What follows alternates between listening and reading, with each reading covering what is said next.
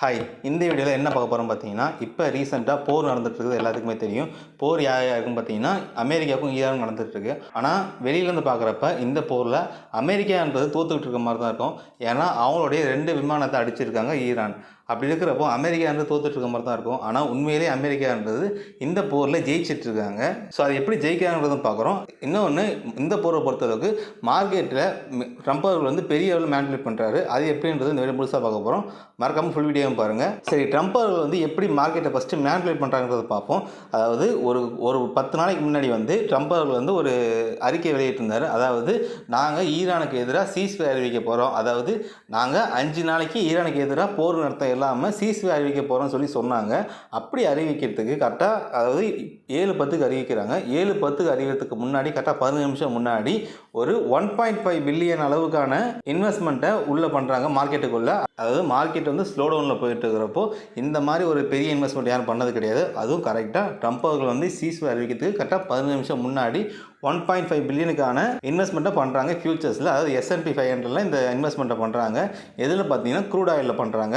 இந்த அறிவிப்பு வந்த கொஞ்ச நேரத்திலேயே மார்க்கெட்டுன்றது 20% ஃபால் ஆகுது. அதாவது $2 ட்ரில்லியன் மார்க்கெட்டுன்றது வந்து ஃபால் ஆகுது. இதனால் அந்த இன்வெஸ்டர்ஸ்லாம் பெரிய அளவில் பெனிஃபிட் அடைகிறாங்க. நிறைய பேர் என்ன சொல்கிறாங்கன்னா, அதாவது ஹெட்ஜ் ஃபண்டில் இருக்க நிறைய பேர் என்ன சொல்கிறாங்க பார்த்தீங்கன்னா, இது வந்து அப்நார்மலான ஒரு விஷயம், இந்த மாதிரி விஷயம் வந்து நடந்ததே கிடையாது அப்படின்னு சொல்லி நிறைய பேர் சொல்கிறாங்க. இது அறிவித்த கொஞ்ச நேரத்தில் பார்த்தீங்கன்னா இன்வெஸ்டர்ஸ் வந்து நிறைய பெருசாக ப்ராஃபிட் பண்ணிட்டாங்க. அது மட்டும் இல்லாமல் அடுத்தது ஈரான் கொஞ்ச நேரத்தில் வந்து இந்த விஷயத்தை வந்து மறுக்கிறோம், நாங்கள் வந்து சீஸ்ஃபயருக்கு ஒத்துக்கலன்னு சொல்லி ஒரு ரிப்போர்ட் வெளியிடுறாங்க. ஆயில் மார்க்கெட்டுன்றது எந்த அளவுக்கு கீழே போச்சோ அதில் பாதிக்கு பாதி மேலே வந்துருச்சு. அதாவது $2 ட்ரில்லியன் அமௌண்ட் வந்து அதில் ட்ரேட் ஆகிட்டு இருந்தது. அது ப்ராஃபிட்டாக வந்தது வந்து அப்படியே $1 ட்ரில்லியன் மாறிடுச்சு. அதாவது அந்த 1 மணி நேரத்தில் கிட்டத்தட்ட $3 ட்ரில்லியன் அமௌண்ட் வந்து அந்த S&P 500 ட்ரேட் ஆகிட்டு இருந்தது. ஸோ இதனால தான் வந்து ட்ரம்ப் அவர் வந்து மேனிபுலேட் பண்ணுறதை சொல்கிறோம். அது மட்டும் இல்லாமல் எப்படி வந்து நியூஸ் வரதுக்கு 15 நிமிஷம் முன்னாடியே வந்து நிறைய பேர் வந்து அதை இன்வெஸ்ட் பண்ணாங்கிறது நிறைய பேர் கேட்குறாங்க. அதாவது எப்பயுமே பார்த்தீங்கன்னா ட்ரம்ப் அவர்கள் வந்து வீக்கெண்டில் தான் அவங்களுடைய ஒரு நியூஸை வெளியிடுவாங்க. அதாவது சாட்டர்டே சண்டேல தான். ஏன்னா மார்க்கெட் வந்து கேப் அப் ஆகணுமா கேப் டவுன் ஆகணுன்றது அவர் தான் தீர்மானிக்கிறாரு. ஒரு சண்டே பார்த்தீங்கன்னா அவர் மார்க்கெட்டு மேலே போகிற மாதிரி விஷயத்த சொல்லுவார், நாங்கள் சீஸ்ஃபயர் அறிவிக்கிறோம். அந்த மாதிரி ஒரு சண்டேயில் பார்த்தீங்கன்னா நாங்கள் வந்து வாரம் அறிவிக்க போகிறோன்ற மாதிரி சொல்கிறாங்க. So last 1 மந்த்தாக அறிவிச்சிட்ருக்காங்க. பெருசாக வாரம் அவங்க கொண்டு வந்தாங்கன்னு கேட்டால் கிடையாது. அதாவது எதுக்குன்னு பார்த்தீங்கன்னா வாரம் வரத்துக்காக கிடையாது, மார்க்கெட்டை வந்து சஸ்டேபிளாக வைக்கிறதுக்காக தான். அதாவது மார்க்கெட்டு மேலேவும் போகக்கூடாது கீழேயும் போகக்கூடாது, ஒரு சர்டன் லெவலில் இருக்கணும் அப்படின்றதுனால தான் ஒரு வாரத்தில் வந்து பாசிட்டிவ் நியூஸும் ஒரு வாரத்தில் வந்து நெகட்டிவ் நியூஸும் சொல்லிட்டு இருக்காங்க. இதனால தான் ட்ரம்ப் அவர்கள் வந்து மார்க்கெட்டை மேனிபுலேட் பண்ணியிருக்காங்கன்னு சொல்கிறேன். அது மட்டும் இல்லாமல் இவர் நியூஸ் வரதுக்கு கொஞ்ச நேரத்துக்கு முன்னாடி நிறைய இன்வெஸ்டர்ஸ் வந்து அதில் இன்வெஸ்ட்டும் பண்ணிகிட்டு இருக்காங்க. அது எப்படின்னு சரி நிறைய பேர் கேட்டுட்டு இருக்காங்க. ஸோ இதனால தான் சொல்கிறேன், ட்ரம்ப் அவர்கள் வந்து இந்த போரை வச்சு மார்க்கெட்டை மேனிபுலேட் பண்ணிகிட்டு இருக்காரு. மார்க்கெட்டை மேனிபுலேட் பண்ணுறது மூலயமா இந்த விஷயத்தை முன்னாடியே தெரிஞ்சுக்கிட்டு எப்படியோ நிறைய பேர் நிறைய லாபமும் பார்த்துட்டு இருக்காங்க இந்த ஷேர் மார்க்கெட்டை வச்சு. அது அமெரிக்காவில் S&P 500 வச்சு நிறைய பேர் லாபம் பார்த்துட்டு இருக்காங்கன்னு சொல்லிட்டு இருக்காங்க. சரி, அடுத்து 2வது விஷயம் என்ன பார்த்தீங்கன்னா, இந்த போர்னால அமெரிக்கான்றது தோற்றுட்டு இருக்க மாதிரி நிறைய பேர் தெரியும். ஏன்னா அவங்களுடைய 2 ஃபைட்டர் ஜெட் விமானத்தை ஈரான் அடிச்சிட்டாங்களா இருக்கட்டும், நிறைய ஏர்பேஸ் மேலே அட்டாக் பண்ணதாக இருக்கட்டும், நிறைய ஈரான் வந்து அடிச்சுட்டு இருக்க மாதிரி இருக்கும். அமெரிக்கா வந்து ஃபஸ்ட்டு அடிக்கிற மாதிரி அடித்து மறுபடியும் பின்வாங்கிற மாதிரி வாங்குறதா இருக்கட்டும். ஆனால் உண்மையிலேயே இந்த இடத்துல ஜெயிக்க போகிறது அமெரிக்கா தான். எப்படின்னு பார்த்தீங்கன்னா, அமெரிக்கா இத்தனை வருஷமாக இழந்துட்டு இருந்த பவரை இப்போ திருப்பி இந்த ஒரு போரை வச்சு கொண்டு வந்துட்டுருக்காங்க. அமெரிக்காவோட பவர் என்ன சொல்கிறோம் பார்த்தீங்கன்னா, அமெரிக்காவோடைய பெரிய பவர்ன்றது வந்து அவங்களுடைய டாலர் தான். இப்போ பார்த்தீங்கன்னா ரீசெண்டாக பிரிக்ஸ் நாடுகளில் ஒன்று சேர்ந்து டாலரை டீடாலரைசேஷன் பண்ணுற மாதிரி பேசிகிட்டு இருக்காங்க. பல உலக நாடுகளுமே டீடாலரைசேஷனுக்கு ஆதரவு போயிட்டுருக்காங்க. அமெரிக்கா இதே இப்படியே விட்டாங்கன்னா அவங்களுடைய பவரை இழந்துருவாங்க. ஏன்னா அமெரிக்கா பெருசாக 2 விஷயத்தை நம்பியிருக்காங்க. ஒன்று டாலரு, இன்னொன்று டெக்கு. இந்த 2 விஷயத்தில் அவங்க இழந்துட்டாங்கன்னா திரும்ப அமெரிக்கானது எந்திரிக்காது. அது 2 விஷயம் சூப்பர் பவராக இருக்காங்க. ஸோ இந்த விஷயத்தில் அமெரிக்கான்றது போர் நடத்துறது அவங்களுடைய வலுவை, அவங்களுடைய பலத்தை ஈரானை காட்டுறதாக கிடையாது. அவங்களுடைய டாலருக்கான பவரை இந்த உலக நாடுகளில் பெருசாக கொண்டு வரதுக்காக தான் போர் நடத்திட்டு இருக்காங்க. அது எப்படின்றத ஃபுல்லாக பார்ப்போம். அது மட்டும் இல்லாமல் 2028க்குள்ளே ஆயில் மார்க்கெட்டு மொத்தத்தையும் அமெரிக்கா கண்ட்ரோல் கீழே கொண்டு வரணுன்றதுக்காகவும் தான் அவங்க இதையும் பண்ணிட்டு இருக்காங்க. இந்த 2 விஷயத்தையும் ஃபுல்லாக பார்ப்பதுக்கப்புறம் ஃபஸ்ட்டு இந்த போர்னால் எப்படி அமெரிக்கான்றது அவங்கள இழந்த பவரை திருப்பி கொண்டு வந்துருக்காங்கன்னு பார்த்தீங்கன்னா, அமெரிக்காவோட பெரிய பவர்ன்றது டாலர் தான். கொஞ்ச நாளைக்கு முன்னாடி, அதாவது 2 வருஷத்துக்கு முன்னாடி இந்த 50 வருஷமாக பெட்ரோ டாலர் இது வந்து அந்த அக்ரிமெண்ட் முடிச்சதுக்கப்புறம் அவங்க ரினியூ பண்ணலை. அதாவது அரபு உலக நாடுகள் வந்து அவங்களுடைய ஆயிலை வந்து டாலரில் தான் விற்கணுன்றது தான் அவங்களுடைய போட்ட சட்டமாக இருந்தது. அந்த சட்டம் வந்து 50 வருஷமாக இருந்தது. அதனால தான் நம்ம எங்கே வந்து ஆயில் வாங்கினாலுமே அதை டாலரில் வாங்கிட்டு இருக்கோம். இப்போ அந்த டாலருக்கான டிமாண்டு கம்மியாயிடுச்சு. இப்போ வந்து அரபு உலக நாடுகள் வந்து நீங்கள் வந்து சைனா காசு கொடுத்து வாங்கிக்கலாம், இல்லை இந்திய ருப்பியை கொடுத்து வாங்கிக்கலான்ற மாதிரி சொன்னதுனால மேக்ஸிமம் டாலருக்கான டீடாலரைசேஷனுக்கான ஒரு டிமாண்ட் வந்து அதிகமாக இருந்தது. ஸோ இதை சரி பண்ணணும்னா அமெரிக்கான்றது வந்து அவங்களுடைய பவரை காட்டணும். அதுக்கு அவங்களோட டிமாண்டை வந்து அரபு உலக நாட்டில் கொண்டு போகணும். அதனால தான் அரபு உலக நாடுகளில் பல இடத்துல மிலிட்ரி பேஸை ஈரான் அடிக்கிறப்ப கூட அமைதியாக இருந்தாங்க. ஏன்னா இப்போ மிலிட்ரி பேஸ் எல்லாம் அடித்து உடச்சிட்டாங்கன்னா கொஞ்ச காலத்துக்கு அப்புறம் மிலிட்ரி பேஸை மாடி கட்டித்தரோம். ஆனால் நீங்கள் வந்து நாங்கள் மிலிட்ரி பேஸை உங்களுக்கு கட்டித்தரணும்னா நீங்கள் வந்து எங்கள் டாலரில் தான் பெட்ரோல் டாலர் கொண்டு வரணும் திருப்பி. அதாவது ஆயில் வந்து நீங்கள் டாலர் தான் விற்கணும்னு சொல்லுவாங்க. அப்படி டாலர் தான் விற்காமே வந்ததுன்னா அமெரிக்காவோட டாலருக்கான மதிப்பு வந்து அதிகமாக ஆரம்பிக்கும். இது ஒரு ரீசன். இன்னொரு ரீசன் என்னென்னு பார்த்தீங்கன்னா யூஎன் கவுன்சில் வந்து ரீசெண்டாக ஒரு விஷயத்தை வெளியிட்டிருந்தாங்க. அதாவது இந்த போர்னால் பல நாடுகள் வந்து அவங்களுடைய எக்கனாமிக் வந்து ஸ்லோ டவுன் ஆகிருக்கு. பல நாடுகள் வந்து கடன் தேவைப்படுது. ஆனால் நாங்கள் வந்து கடன் தரோம் உங்களுக்கு, நீங்கள் அந்த கடனை வச்சு உங்கள் நாட்டை நீங்கள் வளர்ச்சி பாதை கொண்டு போய்க்குங்கன்ற மாதிரி சொல்கிறாங்க. யூஎன் கவுன்சில் எதில் கடந்து வருவாங்கன்னு பார்த்தீங்கன்னா அப்சல்யூட்டாக டாலரில் தான் கடந்து வருவாங்க. ஏன்னா யூஎன் கவுன்சிலோட பெரிய இன்வெஸ்ட் யாருன்னு பார்த்தீங்கன்னா அமெரிக்கா தான். அப்படி இருக்கிறப்போ அவங்க எதில் கடந்து வருவாங்கன்னு பார்த்தீங்கன்னா டாலரில் தான் கடந்து வருவாங்க. ஸோ அப்படி டாலரில் கடன் தரப்போ மற்ற உலக நாடுகள் வந்து டாலரில் கடனை வாங்கிட்டு மறுபடியும் அவங்க வட்டி கட்டுறதா இருந்தாலும் சரி, அசல் கட்டுறதா இருந்தாலும் சரி, டாலரில் தான் திருப்பி கட்டணும். ஸோ இந்த விஷயம் நடந்ததுன்னா அமெரிக்காவுடைய டாலர் பவர்ன்றது திருப்பி அதிகமாக ஆரம்பிக்கும். பெட்ரோல் டாலர் வந்துடும். இன்னொன்று அந்த வாங்கின கடனுமே டாலர் தான் கொடுப்பாங்க. ஸோ அமெரிக்காவோட டாலர்ன்றது ஸ்ட்ராங்காக ஆரம்பிக்கும். யூஎன் கவுன்சிலோட வேலைன்றது, அதாவது யூஎன் கவுன்சில் ஆகட்டும், யூஎன் கவுன்சிலோட கிளை அமைப்பாக இருக்கட்டும், அதோட வேலைன்றது உலகத்தில் டேரிஃப் எந்த நாடுகளும் டேரிஃபை பேலன்ஸ் பண்ணுறதா இருக்கட்டும், இல்லை ஒரு கண்ட்ரியோடைய எக்கனாமிக்கை பேலன்ஸ் பண்ணுறதா இருக்கட்டும், போர் வராமல் பேலன்ஸ் பண்ணுறதா இருக்கட்டும், இதுதான் அவங்களோட வேலை. ஆனால் இப்போ போர் நடந்துகிட்ருக்கு. அமெரிக்கான்றது டேரிஃபை எக்கச்சக்கமாக போட்டுட்ருக்கு. அமெரிக்கான்றது எக்கச்சக்க நாடுகள் மேலே போரும் தொடுத்துட்ருக்கு. ஆனால் இங்கே யூஎன் கவுன்சில்ன்றது அதனுடைய வேலையான அந்த பேலன்ஸ் பண்ணுற விஷயத்தை பார்க்காம இங்கே ஒரு நாடு வந்து இன்னொரு நாடு அடிக்கும், உங்கள் நாடு வந்து எக்கனாமிக் கம்மியாக இருந்ததுன்னா நீங்கள் வந்து கடன் வாங்கிக்கங்கன்னு சொல்லி ஒரு நாட்டை வந்து கடன் வாங்க நாடாக கொண்டு போய் நிப்பாட்டுறது தான் வந்து யூஎன் கவுன்சில் இப்போ பண்ணிட்டு இருக்கு. இது வந்து வழக்கம் யூஎன் கவுன்சில் பண்ணுறது கிடையாது. மேபி இது வந்து அமெரிக்காவோட ப்ரெஷராக கூட இருக்கலாம். இப்போ இந்த கடன் வந்து டாலரை கொடுக்க ஆரம்பிச்சிட்டாங்கன்னா அமெரிக்காவுடைய டாலருக்கான மதிப்புன்றது மறுபடியும் ஏற ஆரம்பிக்கும். ஒன்று பெட்ரோல் டாலர்லேயும் அவங்களுடைய ஆயில் எல்லாமே டாலர் விற்றாங்கன்னா அவங்களுடைய டாலர்ன்றது அதிகமாகும். இன்னொன்று மற்ற கண்ட்ரிஸுக்கு யூஎன் கவுன்சில் வந்து டாலரில் கடன் கொடுத்தாங்கன்னா அதுவுமே டாலரோட மதிப்பு அதிகமாகும்.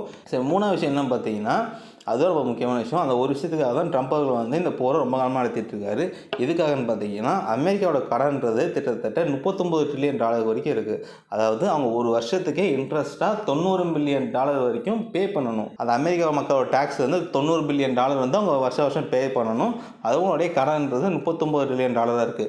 இதை அவங்க குறைக்கணும். என்ன பண்ணணும்னா அமெரிக்காவோட ரெப்போ ரேட்டை கம்மி பண்ணணும். அமெரிக்காவோட ரெப்போ ரேட் எப்போ கம்மியாகும்னா அமெரிக்கான்றது அவங்களோட விலைவாசிலாம் ஏறினதுக்கப்புறம் இன்ஃப்ளேஷன் போயிடுச்சுன்னா அந்த இன்ஃப்ளேஷனால் அதோடைய ரெப்போ ரேட்டு கம்மி பண்ணணும். அப்படி ரெப்போ ரேட்டு கம்மி பண்ணாங்கன்னா அமெரிக்காவோட கடனுக்கான வட்டின்றது கம்மியாக ஆரம்பிக்கும். அப்படி கம்மியாச்சுன்னா அவங்க வந்து அந்த கடனை திருப்ப பே பண்ணுறதுக்காக கொஞ்சம் ஈஸியாக இருக்கும். அதனால தான் வந்து இன்ஃப்ளேஷன் வரதுக்காக தான் ட்ரம்ப் அவர்கள் வந்து இத்தனை உலக நாடுகளுடைய எக்கனாமிக்கை ஸ்லோ டவுன் பண்ணிகிட்டு இருக்காரு. அப்படி எல்லாம் ஸ்லோ டவுன் ஆச்சுன்னா அமெரிக்காவோட ஃபெட்டோடைய ரெப்போ ரேட்டு கம்மியாச்சுன்னா கடனை அவங்க ஈஸியாக அடைக்க முடியும். ஸோ இதனால தான் வந்து ட்ரம்ப் அவர்கள் வந்து இவ்வளோ பெரிய போர் நடத்துகிறோம், இவ்வளோ உலக நாடுகளுக்கான எக்கனாமிக் கம்மி பண்ணுறதா இருக்கட்டும் எல்லாமே பண்ணியுமே அங்கே அமெரிக்காவுக்கு பெரிய பெரிய ஆட்கள் யாருமே ட்ரம்ப் அவர்கள் கேள்வி கேட்கறது கிடையாது. ஏன்னா நல்லா தெரியும் இப்போ இருக்கிற இந்த சூழல்ன்றது தொடர்ந்துச்சுன்னா தான் அமெரிக்கா இன்னும் வல்லரசுலேயே நீட்டிட்டு நிற்கும். இல்லைனா அமெரிக்கான்றது அதனுடைய வல்லரசு தன்மையை இழந்துரும். அப்படின்றதுனால தான் இதை யாரும் பெருசு பண்ணுறது கிடையாது அங்கே இருக்கிறவங்க யாரும். நீங்கள் சோஷியல் மீடியா பக்கம்லாம் போயிட்டு ஒரு சில அமெரிக்கர்ஸோடைய கமெண்ட் செக்ஷன் எடுத்து பார்த்தீங்கன்னா அதில் ஒரு சில பேர் போட்டிருப்பாங்க டுடேஸ் இன்கன்வீனியன்ஸ் இஸ் பெட்டர் டுமாரோன்னு சொல்லி போட்டிருப்பாங்க. அதாவது இப்போ நடக்கிற சூழலை கொஞ்ச நாள் நம்ம கடந்துக்கிட்டால் போதும், மறுபடியும் நம்ம தலை தூக்கி நிற்க முடியுது உலக நாடுகள் மத்தியில் அப்படின்றது. ஏன்னா அந்த இருக்க அமெரிக்கா மக்களுக்கு நல்லா தெரியும் இப்போ இந்த விஷயத்தை நம்ம கையில் எடுத்தால் மட்டும்தான் அமெரிக்கா இருந்து மறுபடியும் வல்லரசில் போய் நிற்கும். அப்படின்றதுனால தான் இப்போ அமெரிக்கா மக்கள் வந்து பெருசாக யாரும் அப்போஸ் பண்ணுறது கிடையாது. சோஷியல் மீடியாவில் வேணால் ஒரு 60% மக்கள் வந்து ஈரான் வர எதிர்த்து பேசலாம். மீதி இருக்க 40% மக்களுக்கு நல்லா தெரியும் இந்த சூழல் நீடிச்சா மட்டும்தான் அமெரிக்கான்றது தலை தூக்கி நிற்கும் இருக்கணும் அப்படின்றதுனால தான் இப்போ அமைதியாக இருக்காங்க மக்கள். ஏன்னா பெட்ரோ டாலர் இதனால் வருது. அமெரிக்காவுடைய மற்ற நாடுகளுக்கான கடன் வந்து டாலரில் போய் நிற்கிது. அமெரிக்காவோட கடன் சுமைன்றது கம்மியாக ஆரம்பிக்குது. இதெல்லாம் தாண்டி 4வது ஒரு முக்கியமான விஷயம், அது ரொம்ப முக்கியமான விஷயம், இந்த போரை எதுக்காக பண்ணுறாங்கன்னு பார்த்தீங்கன்னா க்ரூட் ஆயிலுக்காக தான் பண்ணிட்டு இருக்காங்க. அதாவது க்ரூட் ஆயில்ன்றது தான் இப்போதைக்கு உலக நாடுகள் இருக்க ஒரு பெரிய தங்கம். அந்த தங்கத்தை யார் கையாளுறாங்களோ அவங்க தான் உலக நாடுகள் மத்தியில் பெரிய அளவில் பணக்கார நாடாவோ இல்லை கண்ட்ரோல் பண்ணுற நாடாவோ இருப்பாங்க. அப்படி இருக்கிறப்போ இந்த க்ரூட் ஆயிலுமே அமெரிக்கா கண்ட்ரோல் கீழே வந்துருச்சுன்னா அமெரிக்காவை யாருமே கேள்வி கேட்க முடியாதுன்றதுனால தான் இந்த ஒரு போர் வந்து க்ரூட் ஆயிலை பேஸ் பண்ணி நடந்துட்டு இருக்கு. ஏன்னா நல்லா பார்த்தீங்கன்னா போர் ஆரம்பித்த கொஞ்ச காலத்திலேயே ரஷ்யாவுக்கான எல்லா டேக்ஸுமே ரிமூவ் பண்ணி விட்டாங்க. எல்லா உலக நாடுகளுமே எந்த டிமாண்டும் இல்லாமல் நீங்கள் க்ரூட் ஆயில் விற்கலான்றது சொல்லிட்டாங்க. ஸ்டேட் ஆஃப் ஹார்மோஸை அதெல்லாம் திறக்க சொல்லி ஒரு போராட்டம் பண்ணிட்டு இருக்காங்க. இந்தியாவுக்குமே அதனால தான் நீங்கள் ரஷ்யா கிட்டேருந்து ஆயில் வாங்கிக்கலாம் சொல்லி ஒரு 30 நாளைக்கான ரிலீஸ் பண்ணியிருந்தாங்க. நீங்கள் வந்து க்ரூட் ஆயில் வாங்கிக்கலான்ட்டு. சரி, எதுக்காக இப்படி பண்ணுறாங்கன்னு பார்த்தீங்கன்னா, இப்போது இந்த விஷயத்தை பண்ணிட்டாங்கன்னா உலக நாடுகள் மத்தியில் க்ரூட் ஆயிலுக்கான சப்ளைவோ அதிகமாகிடுச்சுன்னா டிமாண்ட் கம்மியாகும். அப்படி சப்ளை அதிகமாச்சு டிமாண்ட் கம்மியாச்சுன்னா க்ரூட் ஆயிலுக்கான விலைன்றது கம்மியாக ஆரம்பிக்கும். அதனால தான் வந்து எல்லா உலக நாடுகளுடைய சேங்ஷனையும் ரிலீஸ் பண்ணி விட்டார் ட்ரம்ப் அவர்கள். இன்னொன்று அவங்க க்ரூட் ஆயில் விலைன்றதுனால தான் வெனிசுலாவையும் கிரீன்லாண்டையும் கேட்டுட்டு இருக்காங்க. இந்த நிலைமை புரிஞ்சுக்கிட்டனால தான் ஈரான் வந்து நாங்கள் ஸ்ட்ரெயிட் ஆஃப் ஹார்மஸை திறக்க மாட்டோம் சொல்லிட்டு இருக்காங்க. சப்போஸ் ஸ்ட்ரெயிட் ஆஃப் ஹார்மஸும் திறந்துச்சுன்னா க்ரூட் ஆயில்ன்றது வந்து எந்த டிமாண்டும் இல்லாமல் போயிடும். அப்படி போச்சுன்னா க்ரூட் ஆயிலுக்கான விலைன்றது கம்மியாக ஆரம்பிக்கும். ஸோ அப்படி கம்மியாச்சுன்னா கொஞ்ச நாளைக்கு அப்புறம் அமெரிக்கா வந்து க்ரூட் ஆயிலாம் சேர்த்து வச்சுட்டாங்க. அப்படின்ற பட்சத்தில் அமெரிக்கா வந்து அவங்க க்ரூட் ஆயிலாம் வாங்கி வச்சுட்டாங்கன்னா மறுபடியும் அவங்க சேங்ஷன் எல்லாம் மற்ற கண்ட்ரி மேலே போட ஆரம்பிச்சிட்டாங்க. அப்படின்னா இப்போ யார்கிட்ட க்ரூட் ஆயில் அதிகமாக இருக்கோ அவங்க தான் அந்த நாட்டை கண்ட்ரோல் பண்ணுற மாதிரி வரும். அதாவது க்ரூட் ஆயில் மொத்தமாக கண்ட்ரோல் பண்ணுற மாதிரி இருக்கும். அப்படி பண்ணுறது அமெரிக்காவாக தான் இருக்கும். ஸோ அதனால தான் 2028 அமெரிக்கான்றது மொத்த க்ரூட் ஆயிலும் கண்ட்ரோல் பண்ணுன்றதுனால தான் இவ்வளோ பெரிய ஒரு பிளானை நடத்திட்டு இருக்காங்க. இது வந்து போருன்றது வந்து ஈரானுக்கும் அமெரிக்காவும் கிடையாது.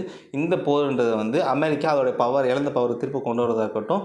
இன்னொன்று ஃப்யூச்சரில் கோல்டாக இருக்க போய் இப்போ கோல்டாக இருக்கிற க்ரூட் ஆயிலை வந்து தன்னுடைய கண்ட்ரோல் கீழே கொண்டு வரதுக்காக தான் அமெரிக்கா இவ்வளோ பெரிய போர் நடத்திட்டு இருக்காங்க. ஸோ இந்த விஷயம் ஓரளவுக்கு தெரிஞ்சனால தான் ஈரானை வந்து தைரியமாக நீங்கள் முடிஞ்சால் அடிங்க சொல்லிட்டு இருக்காங்க.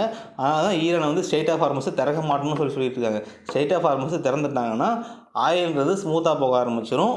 எல்லா உலக நாடுகளுமே ஆயில் கிடச்சிச்சின்னா ஆயில் ப்ரைஸ் கம்மியாகும். ஆயில் ப்ரைஸ் கம்மியாச்சுன்னா அமெரிக்கான்றது அந்த பவரை திரும்ப வாங்கிடும், இழந்த பவரை. சரி, அமெரிக்கா உலக நாடுகளில் இன்னொரு ப்ரெஷர் பண்ணிட்டு இருக்காங்க, அரபு உலக நாடுகளில். அது என்னன்னு பார்த்தீங்கன்னா, உங்களுடைய இன்வெஸ்டர்ஸ் எல்லாமே உங்களுடைய இன்வெஸ்ட்மெண்ட் எல்லாத்தையுமே அமெரிக்காவோட டெக்கு மேலே நீங்கள் பண்ணணும். அமெரிக்காவோட டெக்கான கூகுள், மைக்ரோசாஃப்ட், என்விடியா இவங்களுடைய டெக்னாலஜி மேலே நீங்கள் இன்வெஸ்ட் பண்ணணும் இன்வெஸ்ட்மெண்ட்டை அப்படி சொல்லி ப்ரெஷர் பண்ணிகிட்டு இருக்காங்க. எதுக்காக கேட்டிங்கன்னா, அதுவுமே ஒரு ரீசன் தான். அமெரிக்காவோட இன்னொரு சூப்பர் பவர்ன்றது டெக்னாலஜி. அமெரிக்காவில் மொத்தம் 3 விஷயத்தை மட்டும் தான் ரன் பண்ணிகிட்டு இருக்காங்க. ஒன்று மிலிட்ரி, இன்னொன்று டாலரு, இன்னொன்று டெக்னாலஜி. இந்த 3 விஷயத்தை திருப்பி அவங்க கொண்டு வரணும் அப்படின்றதுக்காக, அந்த 3 விஷயத்தையும் பவரை திருப்பி அடையணுன்றதுக்காக தான் இவ்வளோ பெரிய போர் நடத்திட்டு இருக்காரு ட்ரம்ப் அவர்கள். ட்ரம்ப் மாற்றி பேசுறதுக்கு காரணமே அதுதான். ஏன்னா மார்க்கெட்டு ஒன்று ஸ்டேபிளாக வச்சுருக்கணும், மேனிபுலேட் பண்ணுறதுக்காக. மேலேயும் போகக்கூடாது, கீழேயும் போகக்கூடாது, ஸ்டேபிளாக இருக்கணும். இன்னொன்று அமெரிக்கா அவங்களோட கடனை திருப்பி அடைக்கணும் கம்மி வட்டியில். இன்னும் 3வது அமெரிக்கா இழந்த பவரை திரும்ப கொண்டு வரணும் டாலர் மூலயமா. இப்போ பிரிக்ஸ் நாடுகள் வந்து இப்போ ரீசெண்டாக எதுவுமே பேசுறது கிடையாது இந்த டீலாரைசேஷன் பற்றி. ஏன்னா அவங்களுக்கு தெரியும் இப்போதைக்கு டீலாரைசேஷன் பற்றி பேசினோன்னா பெரிய ஒரு பிரச்சனை வந்து நிற்கும்ன்றதுனால தான் டீடாலரைசேஷன்றதை தவிர்த்துட்டு இருக்காங்க இப்போதைக்கு. இதெல்லாம் தாண்டி முக்கியமான விஷயம், இப்போ இந்த போர் வந்ததுனால எப்ஸ்டீன் ஃபைல்ஸை பற்றி யாரும் பெருசாக பேசுறதே கிடையாது. ஸோ இந்த வீடியோ பிடிச்சா மறக்காமல் லைக் பண்ணிட்டு சப்ஸ்கிரைப் பண்ணிட்டு ஷேர் பண்ணுறேங்க.